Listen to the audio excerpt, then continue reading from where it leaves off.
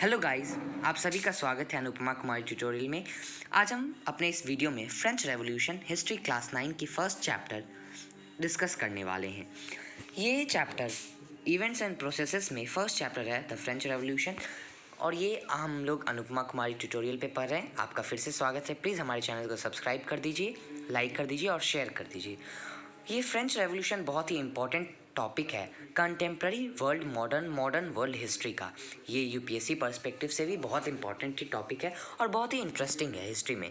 ये हमें world history और यूरोपियन हिस्ट्री का व्यू दिलाता है और एज वेल एज क्लास 10 के लिए भी बहुत इंपॉर्टेंट है। फ्रेंच रेवोल्यूशन से लिबर्टी, इक्वालिटी, फ्रेटर्निटी और ना जाने कितने ही सारे डेमोक्रेटिक राइट्स लीजेसी आए हैं। इसने मोनार्की का एंड किया फ्रांस में और ये बहुत ही इंपॉर्टेंट है। इसी से कहा जाता है कि इसी क्रांति से, इसी रेवोल्यूशन से दुनिया में बहुत सारे चेंजेस आए। तो फर्स्ट टॉपिक हम लोग इंट्रोडक्शन हमने पढ़ लिया। अब फर्स्ट टॉपिक है French society during the late 18th century, जो कि अब हम पढ़ने वाले हैं। तो फ्रांस में लुइस 16 को थ्रोन मिल गया था, वो गद्दी पे बैठ गए थे और एज वेल एज 20 ईयर्स में ही उन्होंने मैरिड हो चुके थे ऑस्ट्रियन प्रिंसेस मैरी एंटोनिटी से, जो कि बहुत ही सुंदर और बहुत ही खर्चीली रानी थी, जिसके कारण बहुत ही दिक्कत हुई। और जैसे ही किंग ने थ्रोन किया तो उसमें फ्रांस की कंडीशन ऐसी थी कि फ्रांस का फाइनेंशियल ट्रेजरी बहुत ही एम्प्टी था, क्योंकि उनके पूर्वज लुइस 15 हो गए और जितने भी लुइस 16 से पहले के रहे उन्होंने बहुत एक्सपेंड किया था वॉर में, और वॉर के कारण ही इतना डेप्ट हो गया। ऊपर से उन्होंने अमेरिका के 13 कॉलोनीज़ को ब्रिटिश के रूल से, कॉलोनी से हटाया, उन्हें इंडिपेंडेंस दिलवाया। और तो और लीडर्स जो है वो 10% इंटरेस्ट लोन चार्ज करने लगे फ्रेंच गवर्नमेंट पे। स्टेट जो है वो फोर्स करने लगा ताकि उसके रेगुलर एक्सपेंसेस हो सके और treaty of Versailles palace of Versailles को मेंटेन हो सके। अब 18th सेंचुरी में सोसाइटी कैसा था, फ्रांस की सोसाइटी कैसी थी? फ्यूडल सोसाइटी था। अभी फेडरल सोसाइटी होता है डेमोक्रेटिक कंट्री में, बस वहाँ वो था। फर्स्ट स्टेट था क्लर्जी, जो कि नोबल होते हैं, जो चर्च में फादर होते हैं ये। सेकंड द नोबल्टी, जो राजवंश होते हैं जैसे यहाँ पे। और थर्ड स्टेट में बाकी जो बचे आ गए नॉर्मल जो हो गए पीजेंट, वो।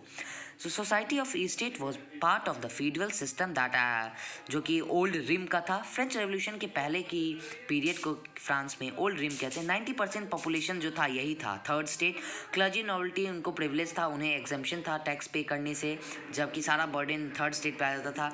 और स्ट्रगल टू सर्वाइव फिर हो गया, सबसिस्टेंस क्राइसिस आ गई वहाँ।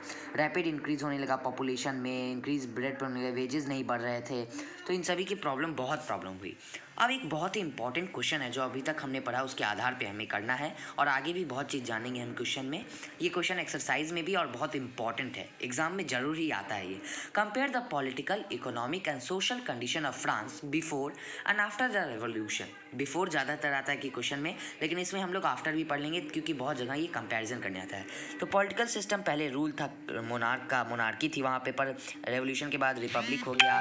पहले सारे पावर जो थे वो हैंड फर्स्ट 2 स्टेट्स के क्लर्जी और नोवेल्टी में थे, पर उसके बाद पॉलिटिकल पावर जो है वो जुडिशरी, लेजिस्लेटिव, एग्जीक्यूटिव, इस बेसिस पे हो गया। इकोनॉमिक कंडीशन जो था बस थर्ड स्टेट टैक्स पे करते थे, उसके बाद टैक्स जो है इनकम के अकॉर्डिंग पे होने लगा। रेवोल्यूशन के गवर्नमेंट जो है डेप्ट के अंदर था, बट रेवोल्यूशन के बाद इकोनॉमिक कंडीशन सही हुआ क्योंकि सभी को इक्वल राइट हुए, तो ह्यूज पॉपुलेशन में टैक्सेस पे होने लगा। अब सोशल कंडीशन की बात करते हैं।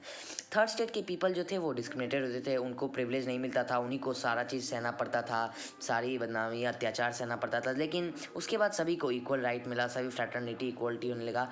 और सेंसरशिप था रेवोल्यूशन के पहले, जो मोनार्क के ऑर्डर पे, जैसे यहाँ प्रशस्ति था, मिडिवल हिस्ट्री में हमने पढ़ा है प्रशस्ति, वैसे ही वहाँ पे था कि वो राजा के अलाउड पे ही, राजा की अच्छी बातें ही प्रेस कर सकते हैं, कोई खिलाफ में नहीं कर सकते। राइट टू स्पीच नहीं था, उनको पपेट जैसा मीडिया था उस समय।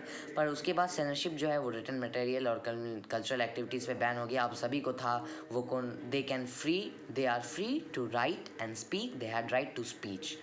तो ये हमने समझ लिया। अब आगे की वीडियो टू बी कंटिन्यूड रहेगी अदर लेक्चर्स में। इसी तरह इंपॉर्टेंट क्वेश्चन भी अंत में करेंगे जो अब तक पढ़ा है उसके बेसिस पे, और ये सब इंपॉर्टेंट क्वेश्चन जरूर आप लोग नोट कर लिए, बहुत फ़ायदेमंद रहेगा।